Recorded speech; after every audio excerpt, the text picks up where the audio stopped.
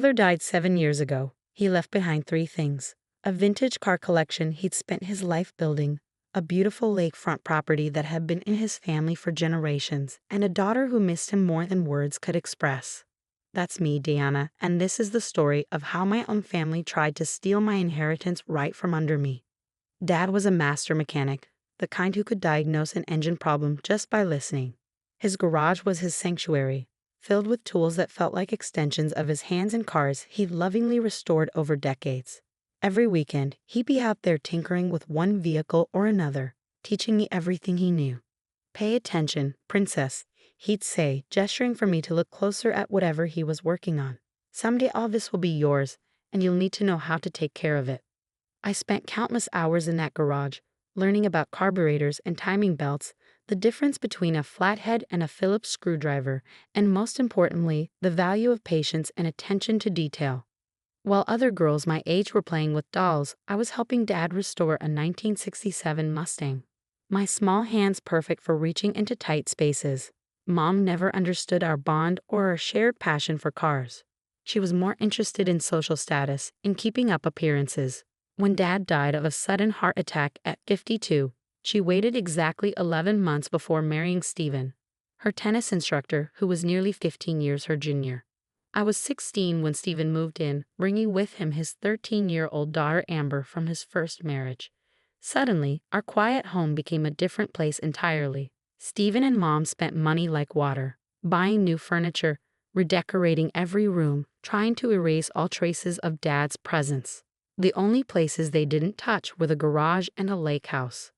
The garage because it's full of junk anyway, Mom's words, and a lake house because Dad's will had specific provisions about it. Or so I thought.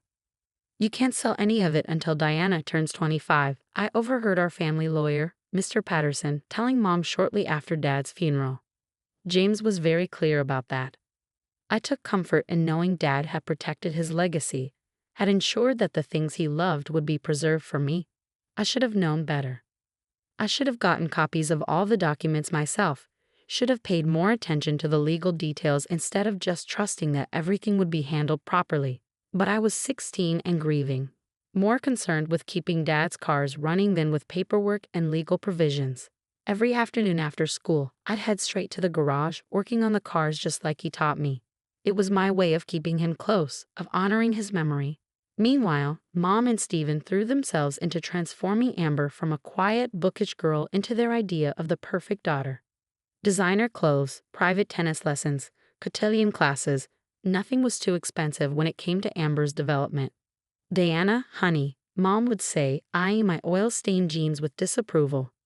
"Would you rather join Amber at her etiquette classes? It would be so much more appropriate than spending all your time in that garage." But I stayed true to what Dad had taught me.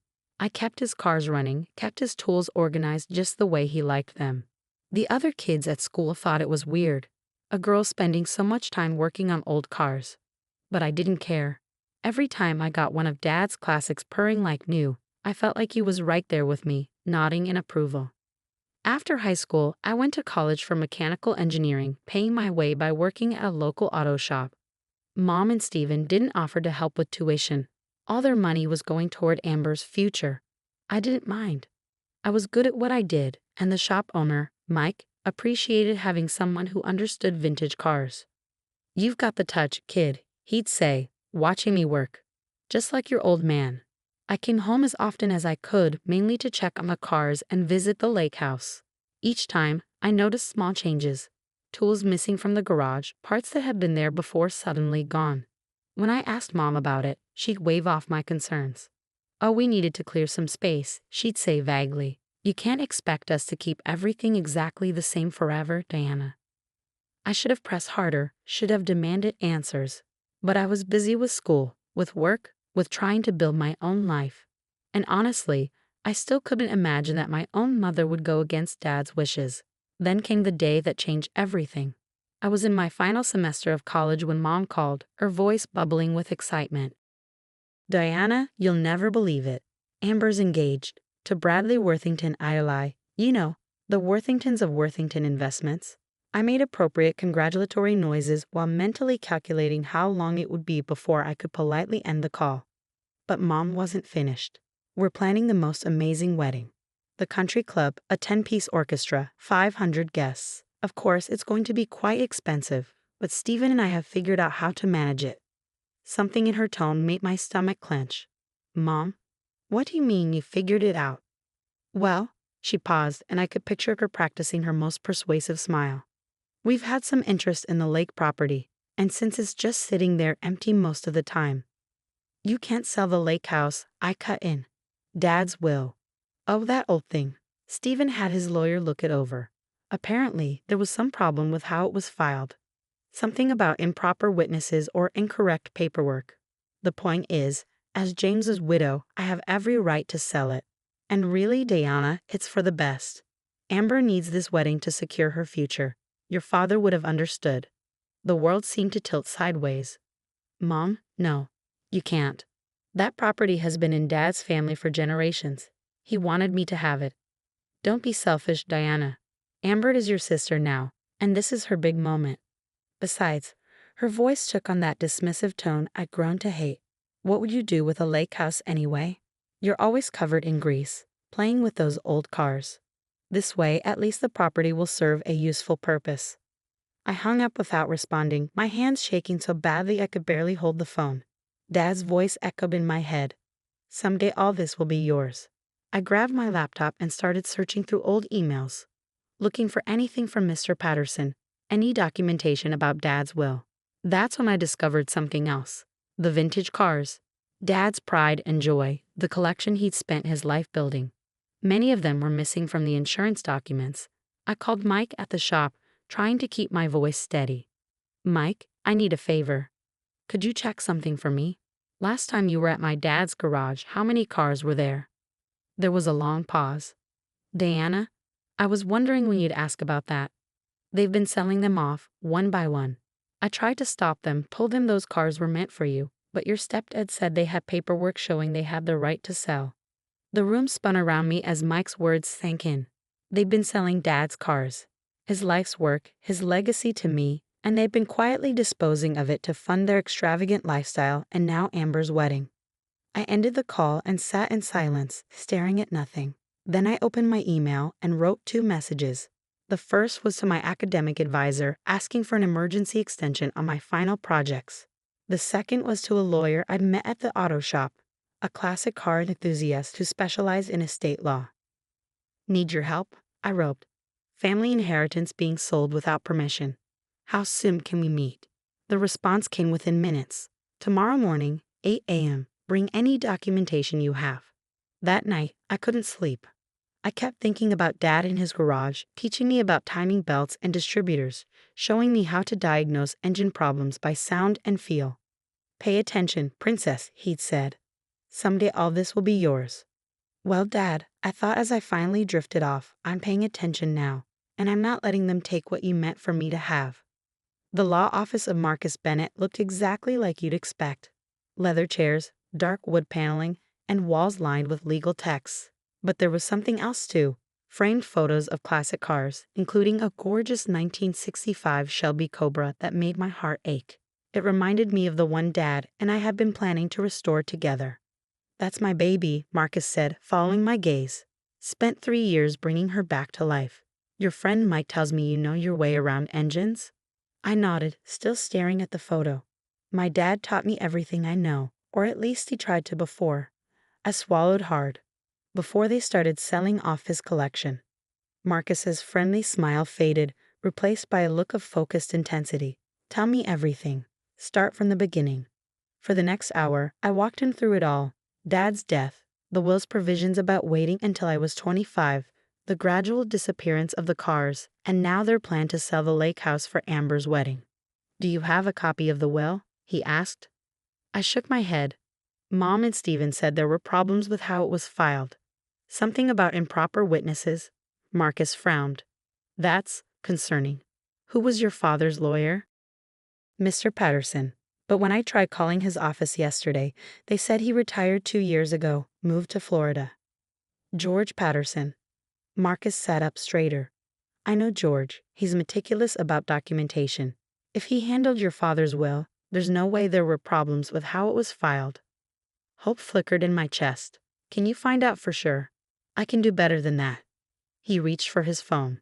George and I play golf whenever he's in town. Let me give him a call. 20 minutes later, Marcus had answers that made my blood boil. George never retired to Florida, he said grimly. He's been working part-time at his son's firm across town. And he definitely never told your mother there were problems with the will. In fact, he's been trying to reach you for months. Your mother told his office you were studying abroad and couldn't be contacted. My hands clenched into fists. They lied. About everything. It gets worse, Marcus continued. George says your father set up a trust, not just a will. The cars, the lake house, even the tools in the garage. They're all held in trust for you. Your mother and stepfather have no legal right to sell any of it. But they have been selling it, I said, my voice shaking. The cars, the tools. How many laws have they broken? Several. Marcus was already typing on his computer, selling property held in trust without authorization. That's fraud. Using the proceeds for personal benefit? More fraud. Making false statements about the trust's existence? You get the picture. What can we do? First, we need documentation. Records of what's been sold, when to whom, for how much. Bank statements showing where the money went. Then we can file for an emergency injunction to stop the lake house sale and start proceedings to recover what's been taken. I thought about the missing cars, the empty spaces in Dad's garage. Can we get them back? Some maybe, others might be gone for good. But we can get financial compensation, possibly with punitive damages. He looked at me seriously. This won't be easy. They're family. Are you sure you want to pursue this? They stopped being family the moment they started stealing my inheritance, I said firmly. Dad trusted me to take care of his legacy. I won't let him down. The next few weeks were a blur of investigation and documentation. Marcus's team tracked down sales records for 11 of Dad's cars, worth over $800,000 combined. They found receipts for tools and equipment sold at various auctions. Most stunning of all, they discovered the money trail, deposits into Mom and Steven's personal accounts, transfers to wedding vendors, payments for Amber's new car and luxury apartment. Meanwhile, I took a leave of absence from my final semester, promising my professors I'd make up the work over the summer. This was more important. This was about justice. I moved back home, watching Mom and Steven's mounting panic as they realized they couldn't reach the lawyer who'd supposedly found problems with Dad's will, because he didn't exist. They'd forged documents, created a fake law firm's letterhead, all to convince me they had the right to sell my inheritance. Diana, sweetie, Mom cornered me in the kitchen one morning, her smile brittle. About the lake house. I know you're upset, but try to understand. Amber's wedding is so important. It's her chance at a perfect life. Like my life doesn't matter. I kept my voice neutral, recording every word on my phone. Like Dad's wishes don't matter. Your father would have wanted to help his stepdaughter, she insisted. He was generous that way. Really?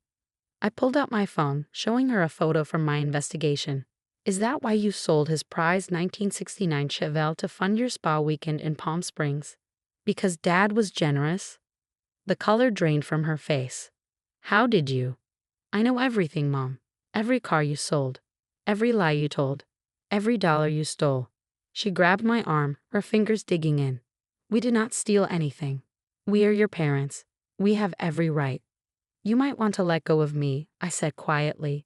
And you might want to talk to a lawyer, a real one this time. That evening, I heard them arguing behind closed doors. Amber's voice joined in, shrill and panicked. What do you mean the wedding might have to be canceled? The Worthingtons will never forgive us. Bradley's mother has already ordered custom ice sculptures. We'll figure something out, Stephen promised. Diana's just being difficult. She'll come around. I smiled grimly, thinking of the documents in Marcus's office. They had no idea what was coming.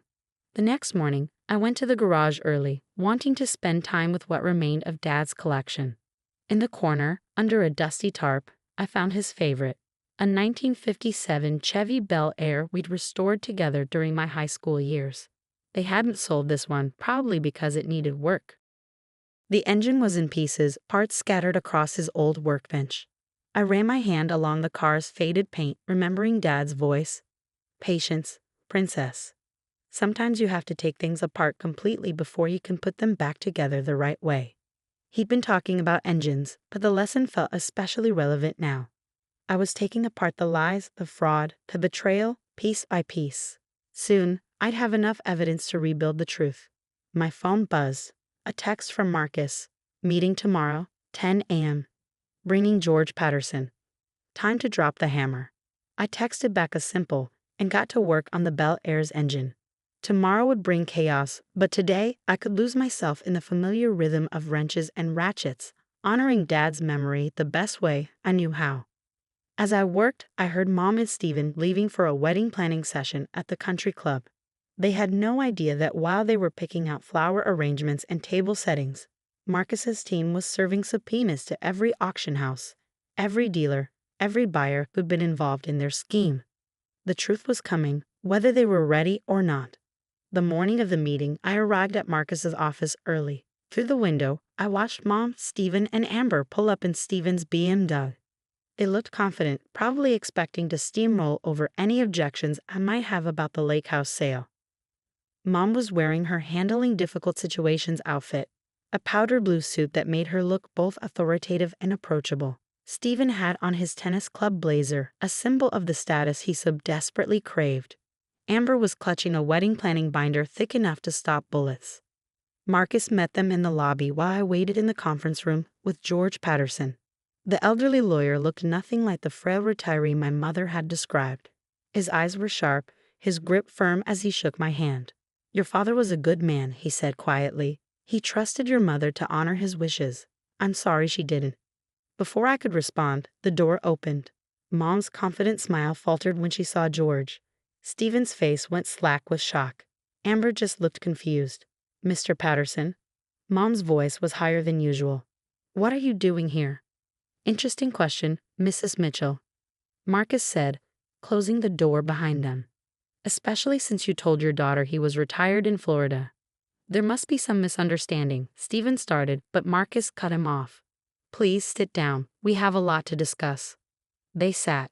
I noticed Mom's hands trembling slightly as she smoothed her skirt. She knew. She knew exactly what was coming. Marcus opened a thick folder. "Let's start with the trust your late husband established for Deanna, the one you claimed didn't exist." "We never," Mom began, but George Patterson spoke over her. "I have here the original trust documents, properly witnessed and filed.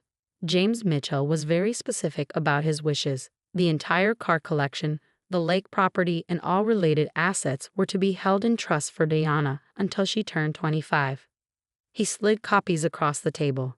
I watched as Mom and Stephen's faces grew paler with each page. "Furthermore," Marcus continued, "we have documented evidence of unauthorized sales of trust assets." He began laying out photographs.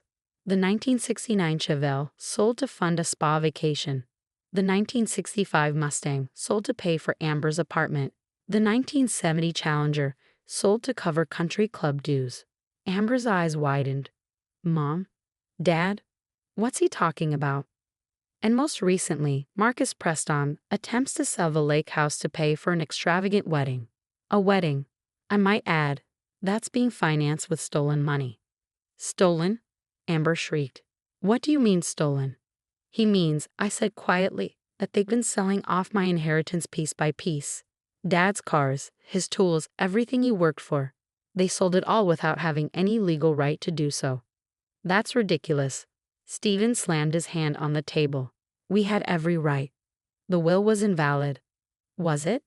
Marcus raised an eyebrow. "Would you like to explain these?" He produced more documents, the forged letters, the fake law firm letterhead they used to convince me they had authority to sell.